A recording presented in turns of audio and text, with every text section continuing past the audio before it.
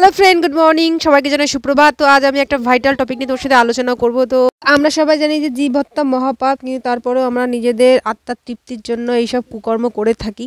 তো ছোটোবেলাতে যে যেমন আর কিভাবে বড় হয়েছে, যে যেমন যে খাবার খেয়ে সে বড় হয়েছে, সেটা মানে ছাড়তে বা সেটা থেকে বেরিয়ে আসতে তার অনেকটা সময় লাগে। তো অভ্যাস একটা বড় বিষয়, মানুষ হচ্ছে অভ্যাসের দাস। তো সেই বিষয় নিয়ে তোমার সাথে কথা বলবো। তো আমরা প্রায় দীর্ঘ 1 বছর ধরে এই দুটো মোরগ আর কি পুষেছি। তো কি বলবো, অনেক দিন ধরেই পুষেছি। এরা বেশ আমাদের সঙ্গে থাকতো, অনেক ঠোকরও খেয়েছি। তো আমাদের বাড়ি ওই যে কালো মোরগটা দেখতে পাচ্ছ, প্রচণ্ড বদমাইশ।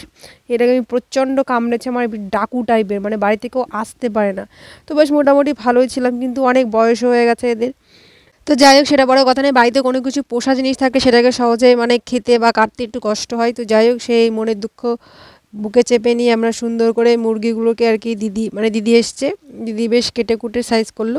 তো যাই হোক, দুটোই মোরগ ছিল, এটা বেশ ভালোই ছিল, কিন্তু এদের মিস করব, কিন্তু কিছু করার নেই, এটাকে খেতেই হবে। তো প্রচণ্ড ডাকু টাইপের ছিল, তেজি, খুব তেজি। যখন যুদ্ধ লাগতো তখন কি বলবো, এদের লড়াই মোরগের লড়াই একটা অন্য লেভেলের। আমি অনেকবার ভেবেছি যে করব, আজ করব, কাজ করব, এদের ভিডিও আর করে হয়ে ওঠেনি। তো আজকে আর এদের এই লড়াইটা আর দেখানো হলো না। কি বলবো, যেটা যখন সেটা তখনই করা উচিত। তো দেখো কত বড় ডাকু টাইপের। তো কত কম কাজ বেশি। যাই হোক, বিরহ পর্ব শেষ, চলো এবার যাই একটু ভুড়ি ভোজের পালা। তো সুন্দর করে কেটে কুটে নিলাম, দেখতে বেশ সুন্দরই লাগছিলো। কাটার পরে একটা ফাটাফাটি একটা লুকস এসেছিলো ওদের। তো তোমরা দেখো, দেখে মনে হচ্ছে দুজন ফেসিয়াল করতে এসছে। দুটোকে আর কি সুন্দর করে ছাল ছাড়িয়ে নিয়ে ফেসিয়াল রুমে ফেলেছি। তারপর এটাকে পরিষ্কার পরিচ্ছন্ন করে এটাকে আবার ওয়াশ করে তারপর এটাকে কড়াইতে দেওয়া হবে, তারপর সোজা চলে যাবে পেটে। জানি না কত পাপ করছি, খেয়ে যে কি হবে তাকে জানে। আর এই দুটো মোরগের উপর প্রচণ্ড প্রচুর মানুষের লোভ ছিল আর কি। তো যাই হোক, যদি না কাটাকাটি হতো তাহলে এই দুটো কোথায় হাফিস হয়ে যেত আমরা জানি না। তার জন্য এতদিন রাখার পরে তারপর তাড়াহুড়ো করে এটাকে আর কি কাটা হলো। তো দেখো দিব্যি কি সুন্দর লাগছে, সুন্দর করে ওয়াশ করা হচ্ছে। এগুলোকে আবার সুন্দর করে কাটা হবে, তারপর এটাকে খাওয়াবো। সত্যি কথা বলতে কি, দেশি মুরগি কিন্তু একটা আলাদাই স্বাদ, আলাদাই গন্ধ, আলাদাই ফ্লেভার, আলাদাই কালার। তো দেখতে পাচ্ছ, মনে যেন পাঁঠার মাংস কেটে এখানে রেখেছে, এত সুন্দর কালার হয়েছে। খাসি ফেল, পুরো রিয়াজি খাসি যেমন, আর সেম এই মুরগিটাও ঠিক তেমন, দেশি মুরগি।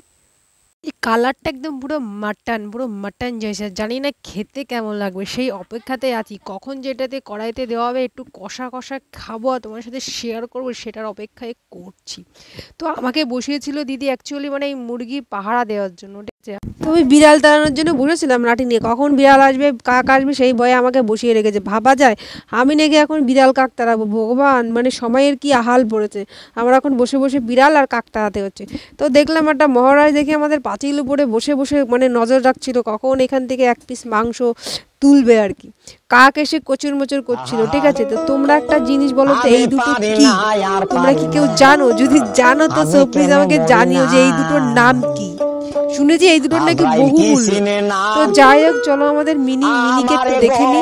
দেখো অনেকক্ষণ ধরে দেয়ালে বসে আছে, কখন পাবো, ঘুমের ভাম করে আছে, অ্যাক্টিং করে আছে। তো যাই হোক, চলো এখন চিকেনটা একটুখানি ম্যারিনেট করে নিই সুন্দর করে কষানোর জন্য। আগে চিকেনের সঙ্গে মশলা যদি ম্যারিনেট করে রাখা হয় অনেকটা টাইম, সত্যি কথা বলতে কি সুপার হয়। তো দেখো, সর্ষের তেল, পেঁয়াজ, আদা, রসুন, শুকনো লঙ্কা, জিরে সব কিছু একসঙ্গে মিক্সিং করে এটাকে আমার দিদি এখন মাখিয়ে রাখবে। দেন তারপর ওটাকে কষানো হবে, তাই তো। তো দেখো কি সুন্দর লাগছে। সত্যি কথা বলতে কি, দুটো মোড়কে প্রায় 3-3.5 কিলো মাংস হয়েছে। আরও একটু বেশি হওয়ার কথা ছিল, কিন্তু ওদের দেখতেই শুধু ফোলা ফোলা, কিন্তু ভেতরে ফাঁপা। তো যাই হোক, 3 কিলো মাংস তাও কম নয়, অনেকটাই হয়েছিল।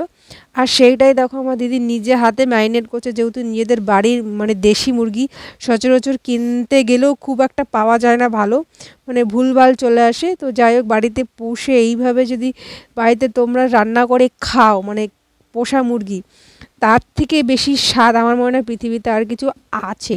রাত্রেবেলা রুটি দিয়েও খাওয়া যেতে পারে, সরু সরু ভাত দিয়েও খাওয়া যেতে পারে, তাই তো, পরোটা দিয়ে, যেটা দিয়ে খাবে একদম সেটাতে একদম সুপার। বাড়িতে মুরগি বা মোরগ পোষা হলে না চারিপাশে সবার নজর থাকে, মানুষ তো হালকা পাতলা থাকে, তার সঙ্গে কুকুর বেড়াল শেয়াল কাক সবার নজর থাকে, কখন একটুখানি ছো মেরে যদি খাঁচা দিয়ে নিয়ে যেতে পারি। তো সবার চোখের আড়াল করে আমরা এদের প্রায় 1 বছর মতন আমাদের বাড়িতে রাখতে পেরেছি। এতদিন টানা রেখে এদের আজকে আমরা মানে এখন আমাদের আর কি খাওয়ার একটা পর্যায়ে নিয়ে এসেছি। আর সত্যি কথা বলতে কি খুব টেস্টি ছিল। মোরগ তো দেশি মোরগের টেস্টটা একটু আলাদা, আর বহু যত্নে প্রচুর খেতে দিতাম এদের।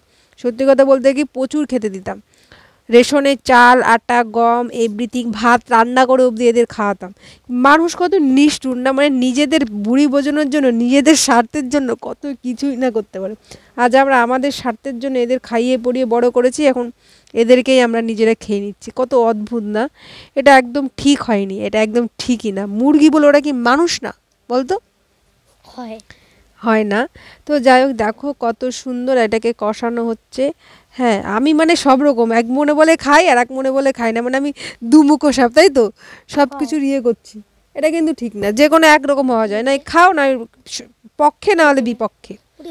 তো দেখো সুন্দরভাবে কষানো হচ্ছে, দিদি ওটাকে কষিয়েছে। তোমাদের একটু দেখাই কেমন হয়েছে পিসটা। সত্যি কথা বলতে কি খাসির মতনই হয়েছে, দেশি খাসির মতনই হয়েছে, আর খেতেও বেশ ভালো হয়েছিল। তো আমরা তোমাদের সঙ্গে মানে কষানোটা শেয়ার করব, কষানো মুরগিটা। সত্যি কথা বলতে কি কষানোটাই বেশি ভালো লাগে, তারপরে সবাই মিলে পরে খেয়েছিলাম। তো যাই হোক এটাই আগে দেখো কত সুন্দর না। নে এক পিস কোনটা নেব? আমার এটা খাসি না মুরগি? খাসি। তো এই ছিল আজ আমার ছোট মিনি ব্লগ, সেটা তোমাদের শেয়ার করলাম। কাল বছর মিনি জানো, যদি ভালো লাগে লাইক এবং সাবস্ক্রাইব করো। টাটা।